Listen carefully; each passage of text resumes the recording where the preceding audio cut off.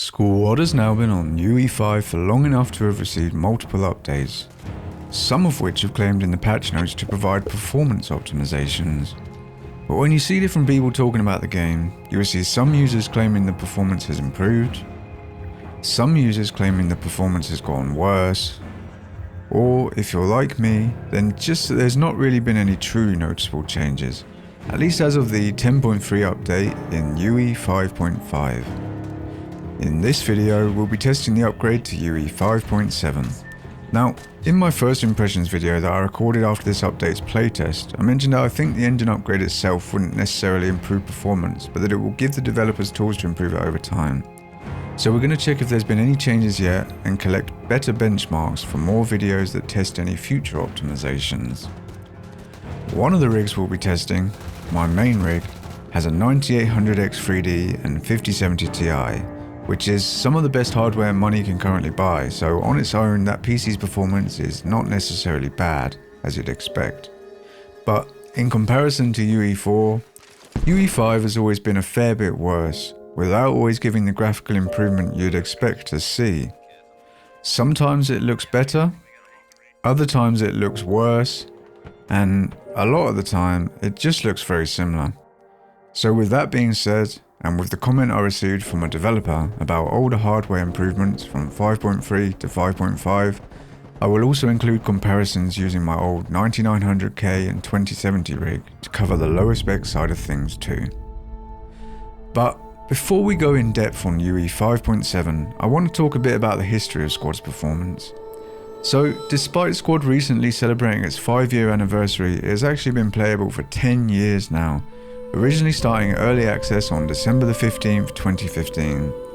In fact, I still have a screenshot I captured on that original release showing a night layer on Logar Valley, and I always thought the graphics actually looked surprisingly good for it being so early in the game's lifespan. Now, throughout the years, Squad's engine has been updated many times, but the biggest changes in performance that I've noticed have always been when the actual visuals change. And with each change in visuals, I would either gain performance and at other times lose performance, going from forced shadows at launch to being able to disable shadows after performance complaints, to back to forcing close shadows because those settings weren't fair, and then being able to disable them again, to then forcing distance shadows when the game received a graphics overhaul, all the way up to UE5 with its forced global illumination, oh, I can't see anything in there, and unique ability to render objects all the way across the map. But during the original playtest of UE5, the engine was upgraded from UE 5.3 to 5.5, which many believed would help to improve performance due to claims all across the internet that UE5 updates can help games to take advantage of your CPU or GPU better and generally improve the performance overall. This is something I was excited to see and thought might have actually been happening until I put footage of the two side by side properly and realised there was not really any noticeable change in performance. And that's when UE 5.7 comes in, bringing hope to everyone again. And in a devlog that was released before the 10.4 update, the Squad developers said a similar thing to what I had guessed in my playtest impressions video, that the engine upgrade mostly just gives them tools to improve performance over time, but that in 10.4 there's already been some real optimization work done on these maps listed here, so I'm going to focus my comparisons on these.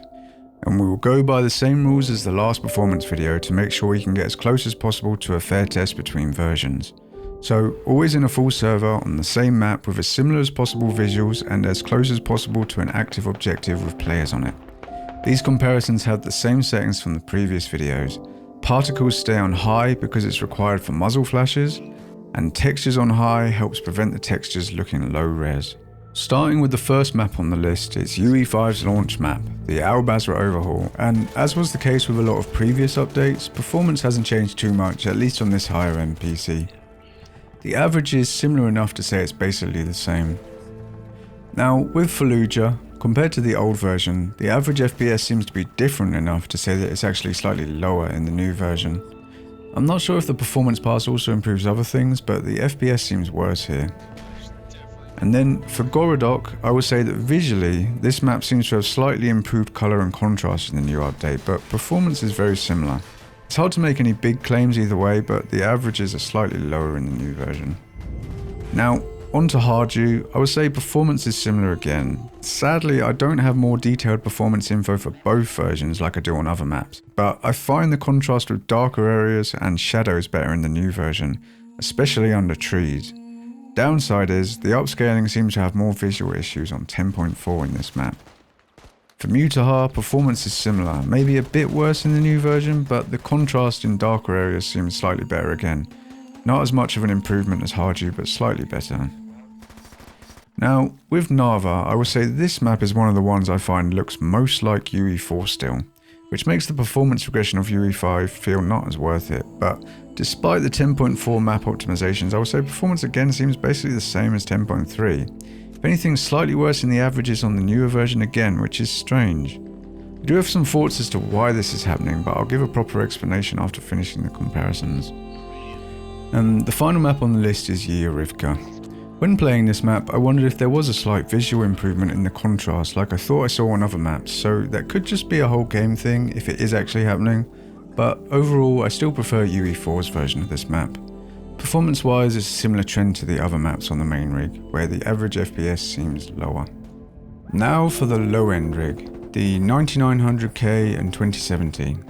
I use 1080p with quality upscaling, which I think is the best choice for upscaling at 1080p. The settings are the same as before, all low with particles on high and textures on high, which actually caused me to suffer the dreaded scope stutter on 10.3, which I'd heard of but hadn't actually experienced on my main rig. So I then lowered textures down to the lowest, which seemed to stop the scope stutters in 10.3. But now, in 10.4 I had the textures on high and didn't see any scope stutter, so there may have actually been improvement there. For the low end comparisons, we'll start with Fallujah, and I don't have the extra performance info, but I've matched them as close as possible, and I think the performance is still hovering around the same on both versions.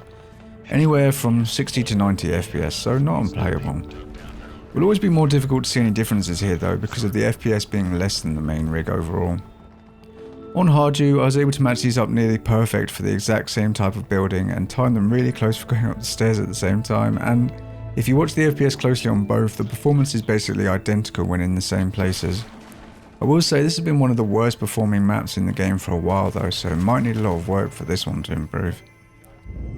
Then with Mutahar, and coming after Hardew, I've always felt this map to be one of the better performing maps in the game. But it's a safe bet to say the optimizations haven't changed it noticeably yet. Compared to some other maps, it already has alright performance, but between versions it's still hovering around the same area most of the time. And finally we have UE5, and of course, as you'd expect with all the previous comparisons, it's more of the same for now. Maybe slightly worse in the new version. I think this map performs averagely compared to other maps. Not as good as Mutahar, but not as bad as something like Hardew or Sanction Islands, which I think are the worst in the game.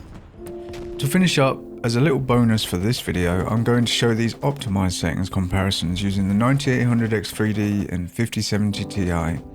As since UE5's launch, I've been trying to get my game to look as good as possible with the best FPS possible, which is basically the high preset. But you may be wondering that with these baseline optimizations that have been done to the maps, why did we see similar and maybe even sometimes worse performance? What I personally think could have happened is that even with the maps having the baseline performance pass, it's not enough of a change yet to be noticeable, or it might have just made up for a performance hit that happened elsewhere. Thought I saw improvements to the darker areas like shadows, so if that did happen then that might be affecting performance too. Also, the 10.4 update has upgraded DLSS from 4.0 to 4.5, which is more performance intensive than 4.0, so that probably doesn't help either. At the end of the day, I think the UE5 performance video I did previously is still accurate as of 10.4 in UE 5.7. Though in the future, I want to make more of these videos to keep checking if there's been any changes. Overall, my personal opinion on UE5 currently is that the graphics quality still isn't enough of an improvement to justify the FPS loss. Especially with the need to use upscaling, and especially as it reduces the game's available player base by preventing players with older rigs from being able to play anymore. When I try UE5 at native with DLAA, I like how the game looks, but the performance is genuinely awful compared to UE4, and having to use upscaling causes a lot more visual issues in this game than it seems to in other games. One thing I really do like though is the global illumination that allows people to hide in dark areas, and the way the game renders everything in the distance works great when gameplay allows you to use it. Both those things make the game stand out against its competitors, and hopefully in the future we'll even see grass rendered out more like the hayfields are, so people can use foliage in a more realistic manner.